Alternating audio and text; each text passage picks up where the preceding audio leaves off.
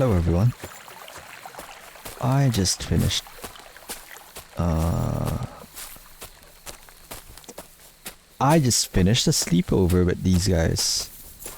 They're still asleep, so it's morning. Let's let's go ahead and read a book. Shall we?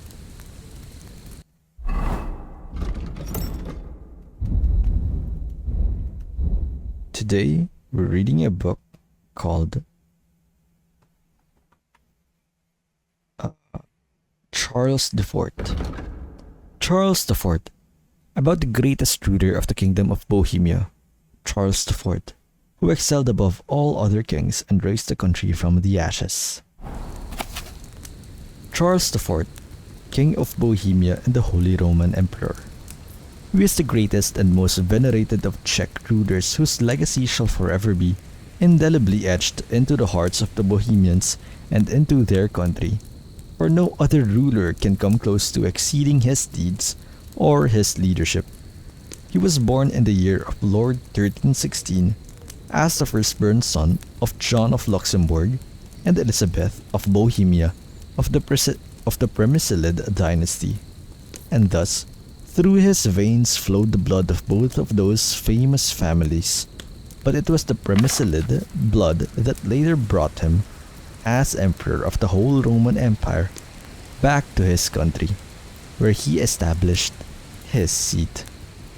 For when the old king died and left the kingdom to his son, it was desolate and impoverished, and young Charles, who hastened to be crowned, could not yet properly speak the language of the Bohemians.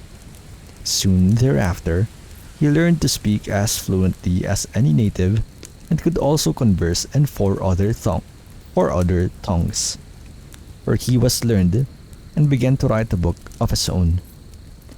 By his hand the kingdom was soon ameliorated and he rose it to great glory, whether through his skill at arranging marriages of the state. He was wed 4 times, each time acquiring a new wife and a new piece of territory that he received as a dowry, or through building and education, which during his reign flourished greatly, or through the newly founded university at Prague, which achieved renown throughout all of Europe.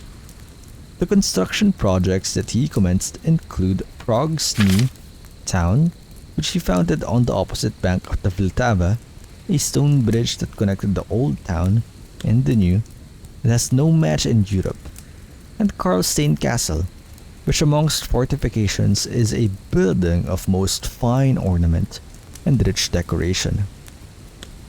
He rose up the kingdom of Bohemia within the Holy Roman Empire, for by his decree the king of Bohemia became one of the prince-electors. When, after a long reign, he died in 1378, the entire land was plunged into grief and thousands of people followed his coffin. In the eulogy given by the bishop at his funeral, he was called the father of the nation, and may that epithet remain his forever.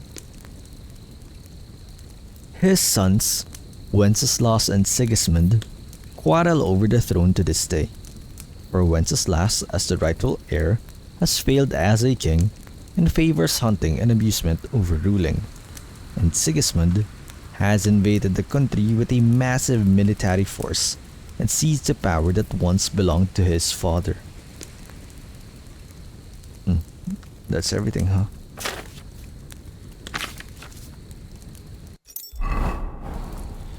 Well, time to wake up, or, try to wake up my sleepover mates, or,